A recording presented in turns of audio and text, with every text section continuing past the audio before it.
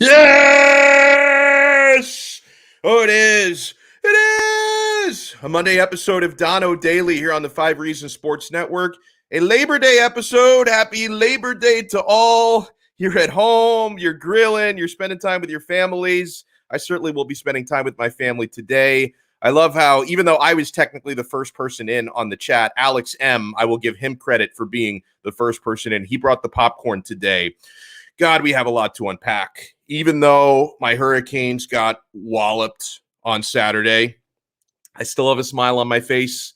We're pumping, by the way, Bitcoin hodlers. We're pumping. We even kissed 52,000 this morning, been hanging around 51.5 today. So at least I could be bullish on Bitcoin, even though my Canes were bearish on Saturday. So guys, a lot to unpack from that loss and how we cannot let it affect the rest of our season. Let Alabama be a one-off. We are going to be joined today to talk some college football and some NFL because the Miami Dolphins start their season this coming Sunday. Jakari Givens is going to join us at 12:15. We're going to talk plenty of Miami Heat and NBA with Allana Tachauer, who's a show favorite, a Monday staple. She joins us at 12:40. And guys, with the NFL right around the corner from week 1, this Thursday night, we've got football. This Sunday, our Dolphins play. Football season is here, sports bettors or aspiring sports bettors. And BetUS.com, the official sports book of Donno Daily, has your NBA, NHL, UFC, PGA, and yes, of course, National Football League betting lines up and ready to go for their 27th year and live betting on all of it. So log in and sign up at betus.com or call 1-800-792-3887. And when you sign up, guys, and you make your deposit, people ask me all the time, Donno, where do I go to place wagers? I want to have fun and bet along with you this football season. BetUS.com is our official sports book. Their customer service is great. They have odds on everything, including live betting. So when you sign up, use our code 5RSN125. And if you sign up with credit card to make your deposit, you get a 125% sign-up bonus. Or if you deposit with crypto, you get a 200% sign-up bonus. And customer service pros are ready to get your phone, social, and online sports betting kickoff started now. Play with the proven mainstay in the industry, BetUS. You bet, you win, you get paid. BetUS.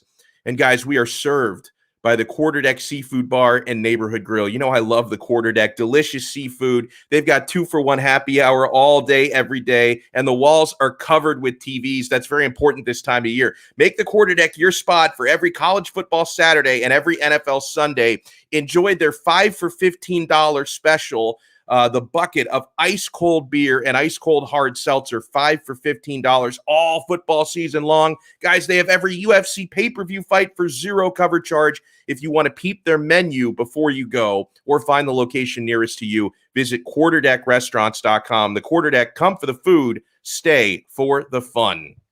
So, I mentioned on Friday, I was hoping, and Devin Jordan, I like that, taking the money line on the Dolphins game this Sunday. I'm gonna wait until closer to Sunday before I get my action officially done. But yeah, I do feel pretty good about the Dolphins week 1 against the New England Patriots. I mentioned this past Friday that you were going to get 2 different types of shows. If the Hurricanes would pull off the miracle and pull off the upset, then I would just scream at the top of my lungs for an hour. Well, you're not going to get that because Miami got their asses kicked. They got crushed, okay? Sure, big picture, we should not have expected to actually beat Alabama outright. Very few people predicted that would happen. But we can still be disappointed in just how bad Miami looked, okay? That's number one. We talked about last week some of the keys to the game, that if Miami was going to keep it close, they needed to do X, Y, and Z. And some of those keys, we needed to see Miami establish a running game. They didn't. 88 rushing yards for the Canes as a team. Miami needed to force multiple turnovers to win that game. They didn't. They got 1 turnover chain that counted, courtesy of a Jordan Miller fumble recovery. They did have another, we thought, fumble recovery that didn't count. So, that one was overruled due to replay. So only 1 turnover forced. Meanwhile, Miami committed 3 turnovers, and you don't need to give Alabama any favors because that could have been a turnover-free game, and you're probably still losing that one. Miami, by the way, did not come close to winning the battle in the trenches. They had the most experienced offensive line in the country, but experience doesn't count for a whole lot if you're just not as good as the opposing defensive line. Miami got bullied all game. Defensively, this was a little bit disturbing to me. It wasn't only about execution and tackling. The tackling was poor. Alabama's receivers wide open, sometimes without a hurricane 10, 15 yards away from them. That was disturbing. Miami's pass rush did not force Bryce Young into any mistakes. He was very impressive. I'll give him that. Bryce Young looked better and sharper and more poised than I thought he would look in his first start. In fact, Young had the best debut for any quarterback debuting in Alabama Crimson Tide history. That's a long historic program, all right? He set debut records for Alabama in yardage with 344 and in touchdowns with 4. Something else I was concerned about in this game, friends. Rhett Lashley's play calling. He was coaching scared. I wasn't expecting that. His play calling, gutless. On Miami's first drive, for example, Miami runs the football on 2nd and 10 and then again on 3rd and 7 in their own territory. That was after Alabama scored very easily on their opening drive. Miami gets their first chance, and the play calling was so conservative and so scared. I didn't like it. To win that game against Bama or even compete against Bama, you had to uncork De'Aaron King. You had to let King attack downfield, and they didn't let him do that until they were down 27-0. That's when they let King open it up a little bit more. I also, speaking of Lashley, I hated the goal line call where Miami ran the hurry up and fooled themselves more than they fooled the defense with the hurry up.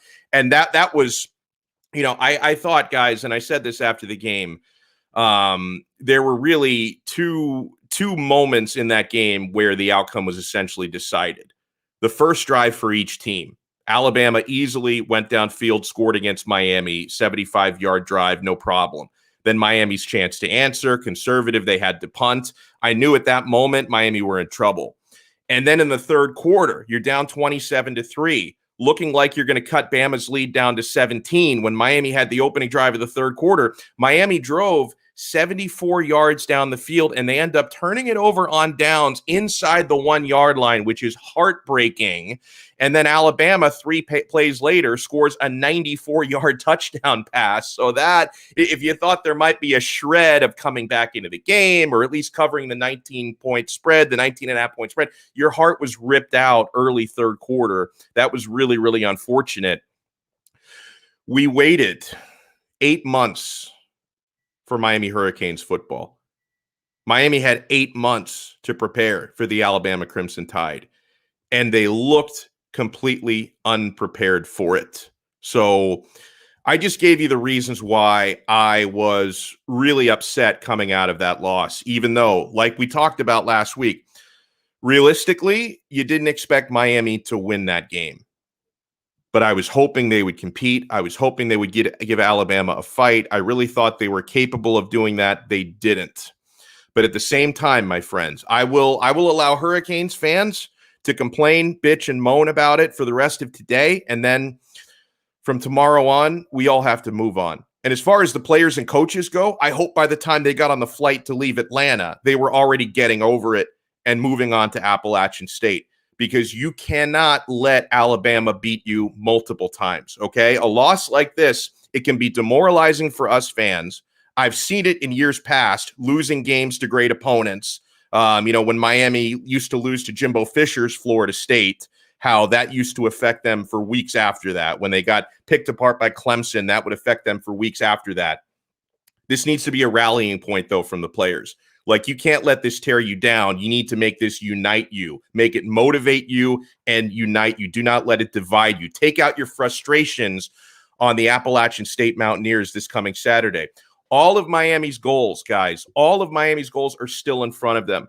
The Coastal Division, it is still there for the taking. The elusive Coastal Division, you've only won once. It is still there for the taking.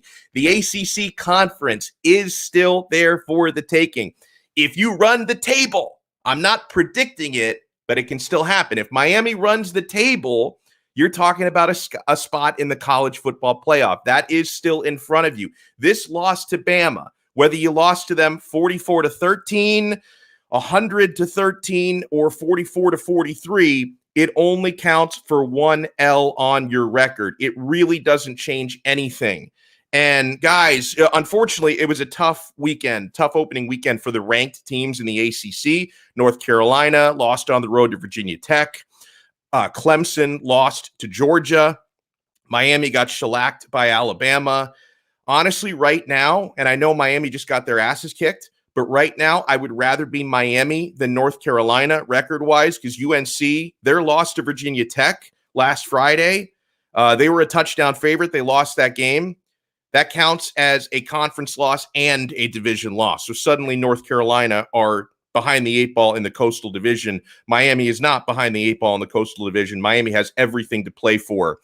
And okay, let me be perspective guy here for a second. You're going to hate this, okay? But I will remind you that the Alabama Crimson Tide scored 52 points against Ohio State 8 months ago. So let me wrap up my opening rant with this. And then I want to bring in Sean Stanley for his thoughts before he has to head out to Monday Night Raw later tonight, our pro wrestling junkie. I can't make any sweeping season-long judgments about the 2021 Miami Hurricanes until we see them play more games. Because you get the usual loser basement dwellers on Twitter after Saturday.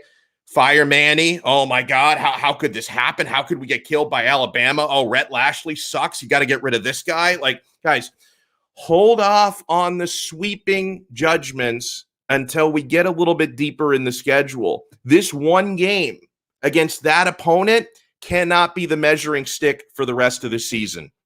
De'Ara King was fine in this game. That loss was not on him. I love Xavier Restrepo. His touchdown catch was brilliant, and a brilliant throw by De'Ara King. I think Restrepo is going to have a great year. There was good and bad from Keontre Smith at linebacker. He struggled at times, but also made some incredible tackles. I think he's going to be good this year. I will remind you, Miami is going to have a nice edge in close games where special teams become a factor because your punter, who's 28 years old somehow, Lou Headley, is still very good. And Andy Borregales, the younger Borregales, his kick, I think his longest was 37 yards. So they weren't that long, but those were pressure kicks for a true freshman. I think he's going to be better than the older brother. Was the better high school kicker than Jose Borregales. And I think Miami is in really good hands with Andy Borregales. So I'm hurting today. Before we're going to bring in Jakari Givens in a couple of minutes, by the way, to talk some Canes with us and talk some Dolphins with us. Sean Stanley, he's live from the closet there with the Don Shula football. We got Mr. Gator propaganda with his ugly ass shoes. Manny Chang is in as well. Manny, I'll admit, I didn't watch your Gators. I did watch Florida State last night. I was really, really impressed, actually, forcing overtime with Mackenzie Milton. I couldn't watch your Gators because I was doing Hurricanes post game that night. But what did you do to my guy N'Kosi Perry? What happened there? The Gators won. Well, no, listen, in all honesty, Emory Jones is not this team's starting quarterback. I mean, listen, if this is the best that Dan Mullen can get out of him in an entire offseason where you can actually meet with the player and practice and things like that, if that was the best thing, then I am sorry. Mr. Richardson is the future. I'm pretty sure you guys have already seen highlights and things like that. He's the one that has to be there. But, of course, Dan Mullen, he's not going to rush him because in 2 weeks, guess what? We play that same Alabama team that just whooped on Miami. Quick things on Miami, though. I understand the fan base, once again, is passionate, and I understand they've been needing this win for a long time. But one thing, once again, is just getting blown out from the minute the game is basically starting. That's the thing. It's discouraging. I'll tell you, Manny, the discouraging thing about it is, like, over the last couple of years, Miami, routinely gets blown out every time they play Clemson, for example. So there's been a big talent gap. So we've always been asking, how much is the talent gap closing between the likes of Miami and then the likes of Clemson and Alabama? And what happened Saturday told me the talent gap is still incredibly wide. What did you think about it, Sean? And by the way, did you keep the game on for its entirety, or like at some point in the third quarter, were you looking for pro wrestling videos? Oh, no. Luckily for me, there was an Inter Miami game, so I had to go ahead and head out to the stadium for the Inter Miami game against Cincinnati. So I was able to distance from there. But overall, I mean, we knew I mean, anybody in their right mind knew what was probably going to happen in this game. So it didn't surprise me, the score. I think what surprised me more was that how flat they came out after not playing, the first game of the season. You hear all the stuff about the scrimmages. They just came out flat. I mean, Yeah. Alabama went at I think the first 3 drives, they scored on every drive down. Miami wasn't doing anything.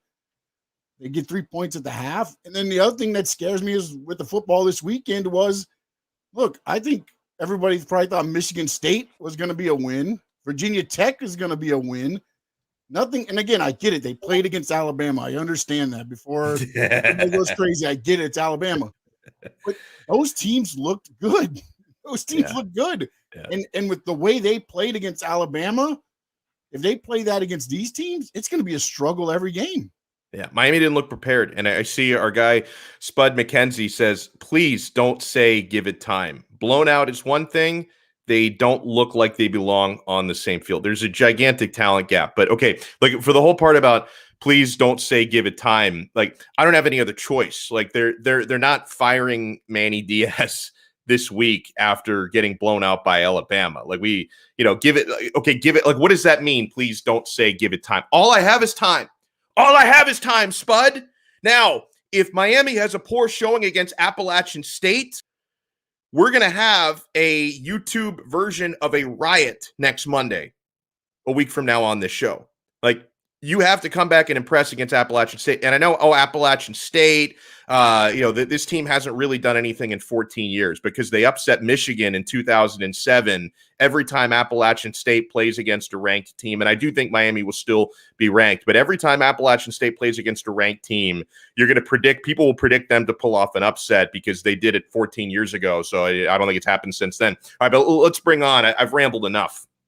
I want to bring on one of our authorities here with football coverage, King Jock himself, Jakari Givens, here from the 5 Reasons Sports Network. So, Jakari, let's just start with the fact that, okay, very few people thought Miami would win the game outright. They got blown out, which was kind of expected, but I still didn't think they looked good doing it. Like, how concerned are you, and what concerned you most with that performance by the Canes? I wasn't shocked by the score. I was more shocked by the effort, right? Yes. Rick Lashley came out kind of conservative. I think Miami made a mistake by giving Alabama the ball first as well. But they just didn't look prepared. They marched right down the field, and it was just like, well, here we go again. It was a lack of effort across the board. The coaching was bad. The plays was bad. The play calling was even worse.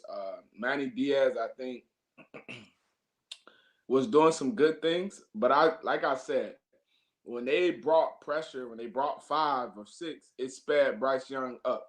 Did it rattle him? No, because he still was making passes, but it sped him up. That's when Miami looked their best, when they were bringing the pressure. But I think Manny got too exotic with the pressures, because he started bringing, safeties and stuff like that. When they just ran pure linebacker pressure, Miami was okay. Offensively, I think they were calling the game as if De'Aaron King was hurt. And he did not look 100%, and they weren't calling design runs. And for Miami to even compete in that game, they had to call design runs for De'Aaron King, zone reads where he was not putting the ball where he should have. So when you bottle all that up together with lack of effort, you get your ass whooped like they did, right? I think Miami's going to be fine. They did have some positives. The interior of the D-line was very good. They played very well. The young kid, James Williams, came in. He did some good things at safety. You like what Chaney was doing. I don't understand why he wasn't getting more carries anyway. Yeah. But we like what Don Chaney was doing. So it's some positives. Miami didn't play bad. I just think Alabama was just that much better than everybody else. I do think no matter out of the top 5 teams that played this week, I think Alabama would have rolled all 4 of those other teams: Georgia, Clemson, Ohio State. I think Alabama rose them. So overall, I think Miami fans shouldn't panic. Manny Diaz is on the hot seat. I've been saying this for a while because he hasn't grown up yet to the big game coach, right? Right. Every game we know certain games we're not going to win, but it's encouraging to see like how Florida State was yesterday, tight battle, even though they lost, tight battle. Like, you want to see that. If you lose to Alabama 44-35 or 44-41, we're encouraged as a fan base to say, like, hey, this is the right direction we're going. But we haven't gotten that in no big games. You look at how Wisconsin drug us. You look at UNC. You look at the Alabama game. That's over 148 points, and Miami's gave us little or nothing on offense in those games. So I think that Miami needs to settle down. Lashley wasn't aggressive enough anyway. And I think Miami's going to be a 8 or 9 win team, 10 wins with the bowl game, because they're going to beat some of these teams because they're better. I don't see UNC as a threat because their offensive line is terrible. Yeah. So I think Miami will be able to win the ACC Coastal without a problem. But I do think that they have to look in another direction for a head coach. Like I said, I think Gus Malzahn would have been a perfect fit for Miami, but we'll see. But they like DS, so we'll see where he goes. I'm not going to call for his job after one game, but Same. Thank you. We'll call for his job if he does not win the ACC Coastal when he has the team too. So let me ask you about Miami's defensive backs, because, when you have coverage issues, sometimes that's a chain reaction. It's not always solely the fault of the DBs, but there were a big handful of plays, Jakari, where Alabama had receivers open by 10, 15 yards. So was that purely on the DBs? Like, who do you blame for that? And what did you think about Miami's defensive backs? So anytime a receiver is that open, it's a coverage bust. So a lot of those things were bad eyes in the backfield, bad technique. The one play where they gave up the 90-yard touchdown, the kid was just flat out better than the other kid. So you're not gonna, you're gonna win. In football, that's what it's about, winning one-on-one battles. But early in the game, Bryce Young missed the kid, number one, on the first drive. He missed him, right? But they connected on that. But I think it was coverage bust, and the style of defense Manny Diaz plays, they're gonna give up a lot of big plays anyway because you're blitzing. You don't get home with the 6 or the 5 or the 6 man rush. Your corners are essentially on the island. I think Stevenson did some good things. I think he played okay. He didn't play great. He played okay. Couch played okay. Those have to be the 2 starting corners going forward. I know they like DJ Ivy, but he's not the answer. I've been saying this for 3 years now. The kid, it's not that I don't have any malice or anything. The kid can't play. He's not good enough. You have to put it. And this is not. And Manny Diaz is not. He's not in that position to do that. You play the best man. The other 2 corners are clearly better than this kid. You get him off the field, seniority, whatever. Like, no, he has to move on from those guys. And I think they have to find somebody next to Bubba Bolden. I don't think him and James Williams can play together because they're essentially the same player. So I think you have to have that free safety position and field. Now, and you mentioned Bubba Bolden. He got kicked out of the game in the first half for targeting. And like I understand you got to be more disciplined, especially a guy like him who's, older than some NFL players. You got to know better. At the same time, I hate the targeting rule, Jakari. I think there needs to be a little bit more room for interpretation because he did lower his helmet, but he was stationary. So I don't feel like that was a dangerous play. Like by the letter of the rule, he lowered his helmet. But at the same time, if you're going to talk about targeting being dangerous, it's dangerous when a player is running at you and lowers the head like a missile. That was not the case with that play. So I wish they could at least adapt the rule and say, okay, that's a 15-yard penalty, but maybe don't kick the guy out of the game for that because it really wasn't a dangerous play. I think that I've been a fan of that rule. They shouldn't kick the guys out because at the end of the day, some of these things are just football plays. I don't know if you caught that Tom Brady expert where he was talking about how bad offensive mistakes make the defensive player get flagged. So, and that's the same instance. The kid sliding down, he's just coming up to make a tackle, and you're trying to make the tackle. He's sliding. It looks bad, but that's just how it goes. Or it's a bad throw across the middle that the quarterback shouldn't have threw anyway, and the kid's going for the kill shot. So I don't think some of these should be targeting because at the end of the day, you're defeating the purpose. Like, hey, it's player safety, but how is that safety? We remove him for the game because he's playing football at the same time. Now, some are egregious, where some is just like, okay, yeah, he deserved to be ejected for that because that's bullshit, like what he's doing. But no, so they have to change the rules. It should only be a 15-yard flag. Don't kick the kids out of the game. These are some of these kids last time ever playing football, right? So you're taking away time or moments from those guys. I'm not saying the outcome would have been different because Bubba Bolden did struggle tackling. He did not want to tackle those guys downhill. So that's questionable, right? This guy has first-round potential as a safety, but I don't think he's as physical as I thought he was. He has to be more physical in alley run. I'm not saying be Sean Taylor every play because your job is to make tackles at safety. It's not the big hit people, but you have to make tackles back there. So I think that, going back to the rule, they shouldn't have kicked the kid out. Like I said, Yeah. This is some of these kids last time playing football because everybody doesn't get a chance to play at the next level. You don't want to take that moment away from these kids and suspending them for the next half or, you're taking away time from these guys. Yeah, I know none of us were happy with the way Rhett Lashley called this game. It seemed like they were calling plays scared. And I thought you made a good point that they were calling plays as if they didn't have a healthy quarterback. And that's a little bit that's either concerning from a mentality standpoint or concerning if he really isn't 100%. But something that really jumped out to me, Jakari, on the stat sheet was only 2 catches for Will Mallory. And one of those happened in the opening drive. Like that needs to be he needs to be targeted a lot more, right? Because he is a weapon, and he should be De'Aaron King's best friend. Like if Miami is going to win 9-10 games this year, we need to be looking at more than 2 catches a game for Mallory.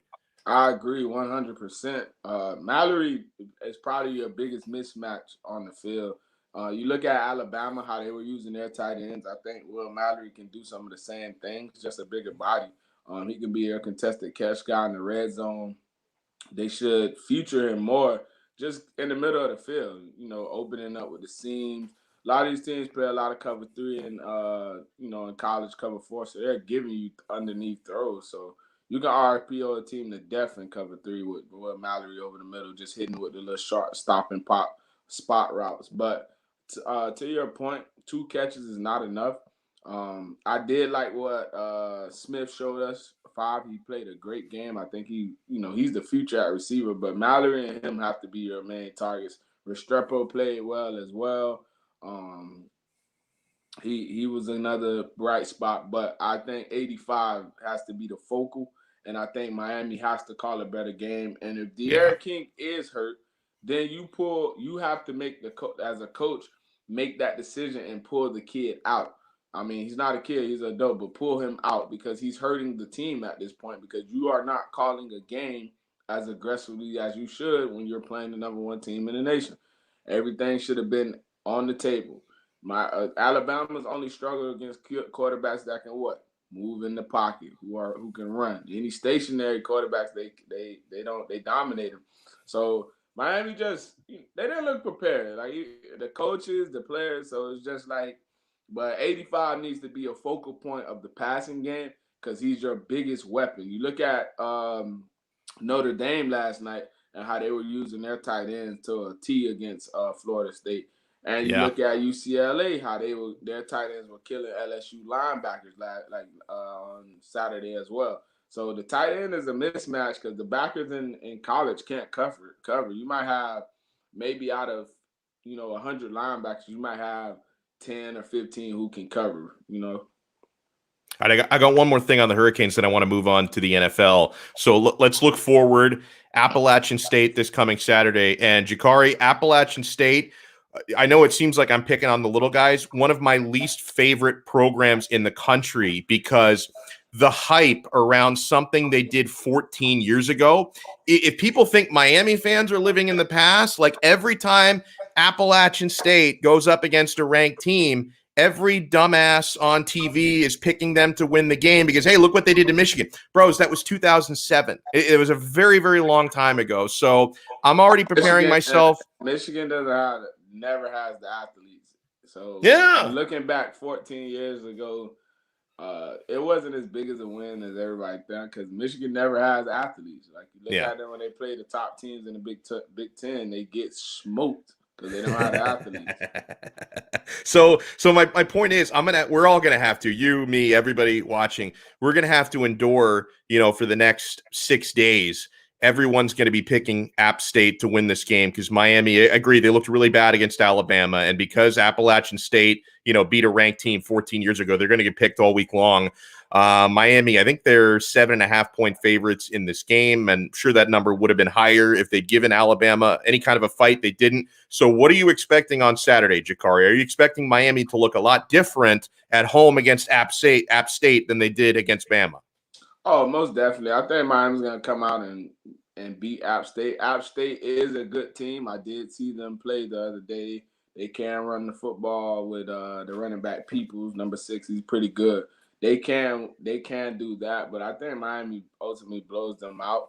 I see Miami playing with a sense of urgency, and I see Manny Diaz coaching with a sense of urgency, because he can say what he wants. He's on the hot seat, right? Yeah. Because we don't care about App State games. We care about what you do against the big games, the Clemsons, the Ohio States, the Alabamas, because you want to see competitiveness in those games, and we haven't seen that in his tenure. So I think Miami blows App State out. The only way the game is close is if Miami comes out flat, because anytime you let a team hang around, they can win the game, right? But as long as I think Miami's going to be focused. I think De'Aaron King will have a better game. I think Miami beats these people handily. As a betting favorite, I would take Miami with the 7.5 points, and I definitely would take Miami. This is an easy lock of the day. I think Miami beats these people. I agree. Let's move on to the Dolphins. They open up against New England on Sunday. Now, we've got a couple of players added to the COVID list, and so we're going to have to take a look out. Now, the anti-vaxxer backup tight end Adam Shaheen is on the COVID list. And Austin Jackson as well. Now, for Shaheen, Pelissero reported that he actually had a positive test. So I don't think we're going to see him for at least 10 days, so he's not going to play. With Austin Jackson, I'm not sure if it was a contact trace or a positive test, but let's assume Austin Jackson, the left tackle, does not play Sunday. And, for those wondering, not that he's really been working at left tackle, but he did play there at Notre Dame. Liam Eichenberg is still day-to-day. So what do you do at left tackle? I would like to see Greg Little get an opportunity there. Jesse Davis is your Swiss Army nut. Is he, though? Okay, so who do you think starts at left tackle?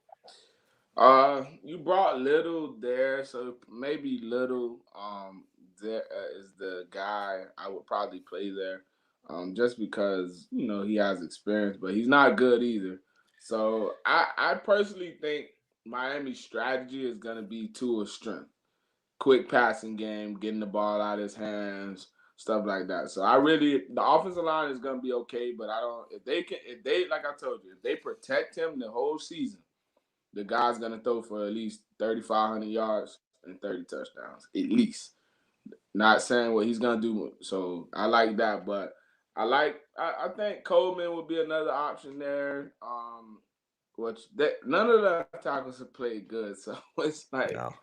But I will say this. If Eichenberg plays there, right, and he plays well, it puts you in a great position to just make a switch with Jackson and Eichenberg, Jackson moving in the guard. I just think Jackson's not bad. I just think he just doesn't have the foot. His pass sets are terrible. He opens up the gate a lot, and it's the same thing at defensive back. You can't open the gate to a pass rusher just screaming down the edge. So I think that he has to get better, and I hope he plays just to see so we can see a full, healthy Miami team. Now, Peter King is getting Dolphin fans all riled up because he likes the Patriots to have a better season than the Dolphins this year because he's not sold on Tua. But then at the same time, so you're telling me you're sold on Mac Jones already, who has zero experience in the NFL outside of preseason. Now, Belichick did give Mac Jones the endorsement, right? He did cut Cam Newton, and Mac is going to be the starting quarterback week 1. What are you expecting, Jakari, from Mac Jones and the New England offense? Well, I'll go back to first to address the endorsement. So anytime in a competition, just for reference, anytime in a competition that you have a younger guy and older guy. If it's even, or if the older guy is just one smidgen better than the younger guy, they're gonna always go with the younger guy. And Cam, no matter what people say, the vaccination played a role in him getting better because you can't trust him being there the whole season. And when he got that 5-day period, Mac Jones didn't look bad with the starters, right? So it's just like, hey, let's just roll with this guy. But I don't think, like, Mac Jones, to me, I don't personally think he's that great. Maybe he's going to prove me wrong in the system, but I think I think Miami beats New England handily. I think Florida's going to run pressure with this kid. We're going to see how he can handle the blitz, because that's probably one of my biggest things with him, because he's not mobile in the pocket. So we'll see, but I don't think New England – I think New England finishes behind Buffalo and Miami in the division. Maybe Mac Jones has a good season, but everybody's really picking New England because of Belichick. It's not because of Mac Jones. It's because they trust Josh McDaniels and Belichick to do the right things around the kid to make him successful.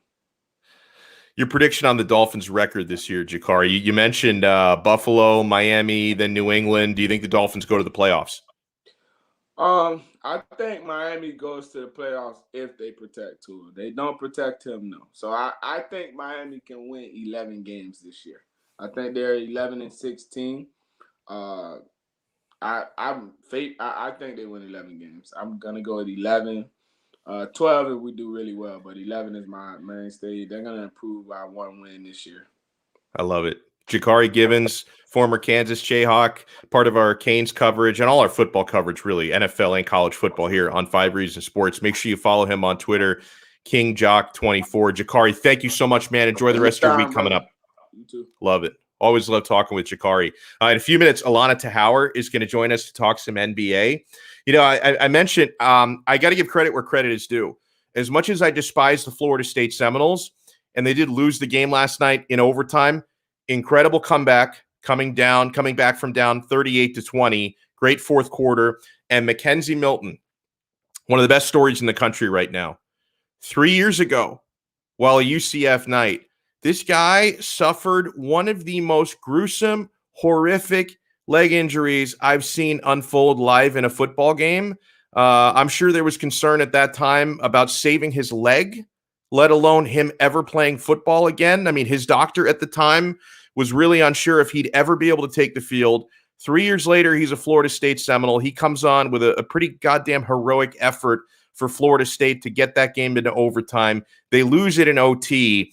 Man, Brian Kelly, the Notre Dame coach, this guy's kind of a weirdo. So I was watching at the end of the game when Kelly is doing his interview. And yeah, his team, they escaped Doak Campbell Stadium by the skin of their teeth after blowing an 18-point lead. They escaped with an overtime victory. Kelly was asked about his team's execution, and I guess he was trying to do the spin on the old quote where you say, oh, execution, I'm all for it. But Brian Kelly said this, quote, I'm in favor of execution. Maybe our entire team needs to be executed after tonight. I don't know what to do with that. Like, and of course, in the culture we live in today, I see people trying like to be offended by it. Like there's nothing offensive there. It's just he was trying to make a stupid joke. Like cancel culture is like they're circling this like vultures. Like, what do we do? Can we cancel Brian Kelly for this? Is this a cancelable offense? It's not. Like the guy, he's not going to be appearing at the Improv at the Hard Rock anytime soon. I will say that. I think this was a stupid attempt at a joke. I'm in favor of execution. Maybe our entire team needs to be executed after tonight. That was just, folks, nothing offensive about it. That was just an old-fashioned swing and a miss. Very, very poor attempt at humor. And let me pull up a couple of other tweets here before we bring Allana in. I referenced this talking with Jakari for this coming Sunday for the Dolphins. You're definitely not going to see Adam Shaheen play. Tom Pelissero reported Dolphins tight end Adam Shaheen landed on the COVID list as the result of a positive test, per source. No major symptoms, but because he's unvaccinated under NFLPA protocols, he's out at least 10 days and will miss Sunday's opener against the Patriots. And you're going to see stuff like this happen throughout the season with unvaccinated players when they do test positive or have contact tracing issues. And you're going to be reminded about the fact that the protocols do favor the vaccinated. So your team is going to pay the price. Like when players who are not vaccinated test positive, go in the protocol, they're going to have to miss a game, and it's going to be an issue. And it's why you're seeing some business decisions being made around the league where vaccinated players are getting preferential treatment over non-vaccinated in making rosters, because it's very costly when you're not. And Alfredo Arteaga tweeted this out for those who saw his Peter King's column today. Peter King likes New England better than Miami because he likes their front seven. Arteaga points out Miami's is better. And because Tua is a quote-unquote unknown. Mac Jones has not played it down in the National Football League. But Tua's the unknown. Okay. It's like, I get it if people aren't sold on Tua after last year, but some of the reasons people come up with to slander this kid are just stupid. Peter King is smart, okay? But that statement, it sounds like the guy doesn't have two brain cells to rub together. Tua is an unknown, as opposed to Mac Jones. Like, what exactly is known about Mac? Okay, he dominated for a year at Alabama. Tua dominated for 3 years at Alabama. Oh, it hurts sometimes with this analysis. All right, let's bring in somebody who I can now confidently say is smarter than Peter King. Allana Tachauer joins us here on a Monday. We always enjoy our chats. Allana, good morning. I hope you're having a good Labor Day so far. How are things in Chi-Town? I am. They're nice. We're kind of turning into fall here, which makes me so happy. So no complaints. How are you today? I'm doing very well. And don't worry, I have plenty of NBA stuff I want to chat about with you. But is our guy Michael Christian, is he turning you into a football analyst? Because I feel like he's trying to get you into more football talk. He is trying, but he owes me like an in-depth tutorial, and I keep wanting to sit down and do this with him.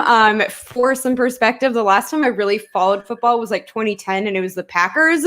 So I need Michael to like walk me through what exactly I'm supposed to know as a pseudo Dolphins fan. Maybe after we record our pod, I'll make him sit there with me and do it. But he owes me a tutorial for sure. Well, forget about the Michael tutorial. Like, what's he really going to teach you? Like, the guy we just had on, Jakari Givens, he played college football. Get the tutorial from Jakari. Like, he'll get you in like a virtual Zoom film room, and I'm telling you, after an hour, you're going to know more about football than Michael.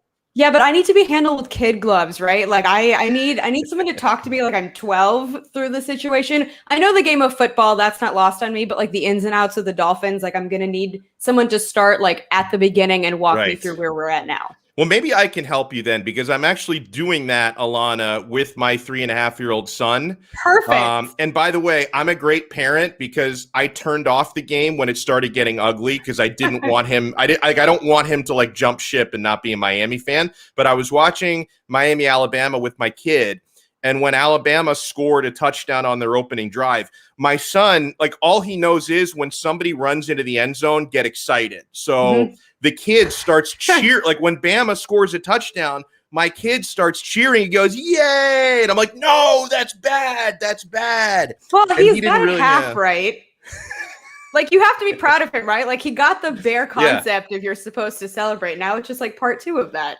That is true. So I had to explain to him that like we only cheer when the team in orange scores, not, the team in white, I think was what Bama was wearing that game. So we're getting there. So if I can teach the game of football to my son, I'm going to practice on him. He's going to be the guinea pig. Perfect. And then I go for Allana next. I love it. And Michael even said like, I need to get a jersey because the colors would look good on me. And I'm like, all right, I'm in, right? Like it's like what a teal and orange. I can rock with that. It's better than the Bears colors anyway. Yeah, I think it is. I think the Dolphins have a nice. Oh no! Now Manny is going to try to make you an Eagles fan. You're not nearly. See, I'm up for grabs basically because I'm still at the heart like a Packers fan because I covered them for a little bit, and I know me and Royal share that bond. But otherwise, like I'm here for people to sway me however they want. Oh, by the way, let me jump on this to segue into basketball. I don't know if I missed something here, but Eddie in Miami writes Oladipo back in December, possibly. Is that? I did also hear that. Yeah, I don't know how I feel about that. Obviously, if he's ready to go, then great. I just hope that, they're not jumping the gun. I also hope that they transition him back slowly. I know, obviously, he's eager to go and the team misses him, but we want to avoid any kind of catastrophes moving forward. But hey, if it's December, if it's January, I feel like just let's slow our roll and not not do too much at once. Right now, but when I start to think about even the possibility of him in December, like I start to fantasize about just how good this team could be with a healthy Oladipo. And okay, there was a recent quote from Kyle Lowry who explained, why he joined the Miami Heat, and he said because for him it's championship or bust. And then of course you cue the Heat haters. They're like, wait, if it's championship or bust, why'd you choose Miami? And yeah, listen, most of the players over the last year or so that are making these championship or bust decisions, they're going to Brooklyn or they're going to the Los Angeles Lakers. But Kyle Lowry says that about Miami. So a lot, like, how much credit, Allana, do you give this Heat team? Do they have a roster, especially with a healthy Oladipo, that can actually compete for a championship? I don't think we're there yet now. I think that anything can happen in this league, and that's part of the fun, right? I think that, every year there's one or two kind of surprise teams that come out of either side. Right now, though, I don't really see how we're going to compete with either the Nets or the Lakers. I know there's some people that think kind of the Nets are more stacked than the Lakers and vice versa. So I don't think we're there yet. Do I think that we're a few pieces away? Maybe. And I also think that people need to take into consideration like the pedigree of the organization. So obviously Lowry does want to win, but I think that he probably also is just keeping in mind kind of legacy, historical kind of connotation there. It was kind of a bold statement to make, considering that the Lakers are literally signing the entire league right now. But hey, I would rather roster limits, by the way. Like, I don't know. It's like they have 55 players in comparison to the rest of the league. I don't know where their money's coming from. Like, do they want to sign me next? I'm on the market. I don't know. But hey, if Kyle wants to be positive, I'm all for it. I don't know if we're there yet, but if we make some moves after the trade deadline, or honestly, if something happens to shake out differently with either the Lakers or the Nets, injuries are a thing. We've been talking about how, especially with the Nets, I think if they get injured, it's going to be a different story. So we'll see. But better to be positive than not. What is he going to say? That he came to be mediocre or to almost make the finals? No one's going to say that. Yeah, no, fair. So the Heat, they picked up the 4th-year option for Tyler Herro's contract, so that locks him up under contract at least through 2022, 2023. Can I get a prediction from you? Will Herro get through the duration of that deal in a Miami Heat uniform, or do you think he's going to end up being a trade piece between now and 2023? I think he's going to be a trade piece. And I say that not because I have anything against him. And I actually think that he's going to have a much better season. But looking at what we have to work with right now, it's kind of slim pickings. And if we really do want to go up against the likes of the Nets, Lakers, even the Bucks, honestly, at this point, we're going to have to do something. And because we don't have a lot of assets to move and we don't have a lot of trade, packages to kind of put in place, I don't see him sticking around. That could definitely change. And maybe if he has some crazy year, they're going to keep him. But I just think right now we're kind of spread thin. So we're going to have to do what we can with what we have. Allana Tachauer is with us here on Donno Daily on the 5 Reasons Sports Network. Something that I was reminded of this morning, Chris Bosh is going to be inducted this coming weekend into the Basketball Hall of Fame. And I don't know, there's so much we can get to with Chris. Do you have a favorite, and it could be hopefully more than one, Chris Bosh memory? Because the funny thing to me, Allana, about Bosh is I feel like he was a bit underappreciated when he actually played here, and people have fonder memories of him after the fact, because I can recall, the 4 years of the Big Three era, and maybe it was just a minority of really loud trolls, but I can remember like, oh, how soft is Bosh? What is this floor spacing nonsense? You don't hear any of that, a decade after the fact. Like all the memories are so fond of Bosh. I am one of the few in the crowd who loved him, and I had a pro Bosh agenda even during the Big Three era. What were some of your fondest recollections of Chris Bosh? Yeah, it's interesting you say that because I feel the same. I think people didn't really start to appreciate him until he was gone, and not even that soon after, but years later. I think for me, the fact that he stuck around spoke volumes. And we can talk all day about the things that he did for us on the court and how, we haven't really seen a lot of other players like him since, especially in Miami. Right. But I think his dedication to the team and the fact that he stuck around after kind of the big three fell apart, his desire to come back as bad as it was after the blood clots, he would have done anything to return, obviously to the game itself, but just to join his teammates in Miami specifically. I think the bond that he built, with UD and with Spo should not go overlooked. He was such a big part to me of the big three off the court that it's going to be great to see that. And I'm also so glad, there's a little bit of a rift kind of that happened after he was cut from training camp and he wasn't cleared. But it seems like everyone's back on the same page and kind of a happy family. So I'm excited for him. I'm sad his career had to end the way it did. But I mean, I don't think anyone should take that for granted. And I don't think anyone should look back on his days in Miami as anything less than like perfection, to be honest. Agreed. I know Pat Riley is big on what ifs. I remember him talking about, after the bubble run, the what if on if they'd been fully healthy against the Lakers, if Dragic and Bam had not been injured in that series. And to me, one of the biggest what ifs like of the last decade for the Miami Heat is what if the blood clots didn't happen? Because right before Bosh started to have those issues, the Heat went out and got Goran Dragic, right? Mm-hmm. And that trade was made with the thinking that, we're bringing Dragic in to pair him with an elite Chris Bosh. I mean, what could the alternate history have been, Allana? Do you think the Heat might even have another ring if not for Bosh's health issues? It's hard to say because I do think the construction of the team, right, would have been different too had he stuck around. It's not just what he would have contributed, but who else maybe would have come to Miami to play alongside him.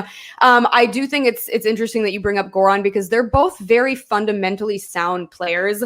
They're a little bit old school. They do what they do really well, and they don't try to do more than that. They're not trying to necessarily keep up with the trends.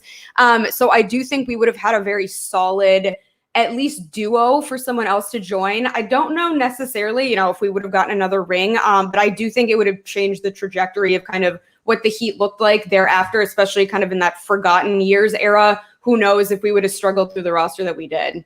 Yeah, it would have been hard to get another ring thinking about it because that was Golden State dynasty time. Mm-hmm. So I don't know if I would have picked the Heat to beat any of those Golden State teams. And LeBron got a ring in Cleveland during that time as well. So it would have been really, really tough. But I enjoy this as always on a Monday. Allana Tachauer, let the people know where they can find you and the next time we can see you on the network. Yeah, it's just Allana Tachauer right there on the screen on Twitter and Instagram. Michael and I will not be recording tonight because of the holiday, because I'm ditching him for my friends. But we will be recording. I know. We're recording tomorrow night, though, so there'll be a new episode out on Wednesday. And then I believe Clutch Corner is coming back, but don't quote me on that. We should have an episode this week. Awesome. Allana Tachauer, make sure, like she said, follow her on Twitter at Allana Tachauer. Thank you so much and enjoy the rest of your Labor Day. Thank you. Have a good one. Love it. You have a great one. So really good stuff there from Allana.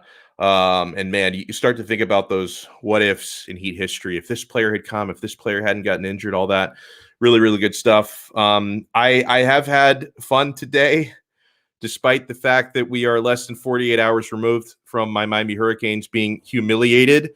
Manny. Let's talk about it. Okay. Well, what do you got for me? Because I will give people fair warning, by the way, for those watching. We do these shows every single day. And by the way, if you're coming across Donno Daily for the first time, there's a reason why it's called Donno Daily and not weekly, monthly, whatever. Every day, 12 noon, we stream live on 5 Reasons Sports. After today, I'm not going to spend a whole lot of time looking back at that Bama debacle. We're going to spend the rest of the week looking forward. Dolphins have their opener Sunday. We're going to spank the Patriots. Canes are going to embarrass Appalachian State on Saturday. You have my guarantee on that. So this will be like our last chance to look back on it. So, okay, Mr. Former Hurricane fan, former Florida State fan, humiliated is an understatement, David, right? All right, Manny, so you give me your thoughts on the Canes. Were you even watching? Yeah, of course. By the way, quick thing. So people ask me how come I keep jumping from team to team to team. Well, it's quite clear that Miami didn't accept me for bachelor's or for my master's program. FIU did. I applied to LSU. Hold on. If that was criteria not to be a Miami fan, there'd be a lot fewer Miami fans because we swat fools away left and right. SAT school not up to par. Get out of here. I felt that I gave a lot to this school radio-wise the last 10 years. So I felt that maybe my credentials would have, at least kind of helped me there, but they didn't. Florida then said, hey, you don't need to take certain exams or something like that. You have a great GPA. We love your professor's feedbacks. You're more than welcome. $25,000 a year. What? Whoa. Okay, absolutely. Now I'm bored, and now I work for them. So hey, it is what it is. Okay, they put food on the table. Now, quickly to the Miami Hurricanes. There's three positives I see out of this game. Okay, one is you don't play in the SEC. Thanks. I'm just saying. Two, it can't get any worse than this for the rest of the year. That's fair. Right? Well, you know what? It could. 2 years ago, they lost to FIU. No, 2 years ago, they lost to FIU. It can get worse. But that season was already on the trend. There were hard losses in between and already on the trend. You start off like this. I mean, guys, if you don't come out with a fire lit on your ass on Saturday against Appalachian State and beat the shit out of them 50-0 at least. I mean, that right there kind of could tell you that, no offense, it might not be the players. It's just the people that are motivating them. Yeah. Right? Yeah. And no offense, Miami can't just keep firing coaches left and right, paying off people to leave, going somewhere else. So eventually, Manny Diaz is going to stick. Whether you like it or not, he is going to stick. Okay? And my third positive is, well, now that Jakari brought it up, I'm kind of nervous about King because he's right. There was no way that you were going to compete in that game without being able to have a dual threat quarterback being a dual threat quarterback. And he was obviously clear he was not going to run any handoffs. And even if he did pre-snap, it was just to keep the whole defense honest. Right. Sean, let me get your analysis. Do you think at least a little bit? Because is that more Lashley? Is that more Lashley trying to protect him right now? Or I mean, but then the thing is, why are you protecting him? Because if he's really standing back there to do, why have him run the ball and take even more hits?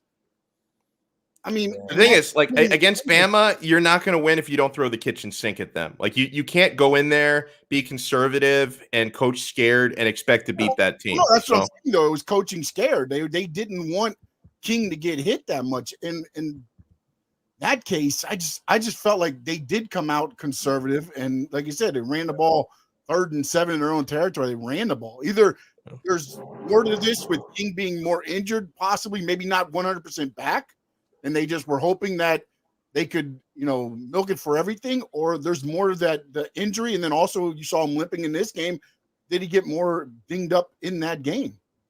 And real quick to be clear, with King, I don't really I don't have concerns over anything like, oh, maybe he's not completely healed after the surgery. I think he is.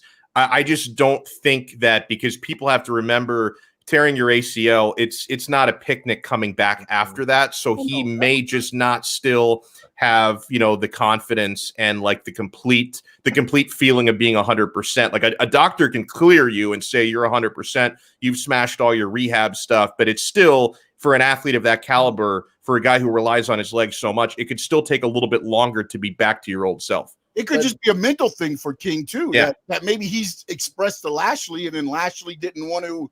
You don't know what's being talked about in the coaches' meetings, in the players' meetings, and things like that. But it obviously looked to me like there was something more to that play calling than what was on the surface, because it was very conservative at the beginning. Did they open it up a little bit, I guess you could say?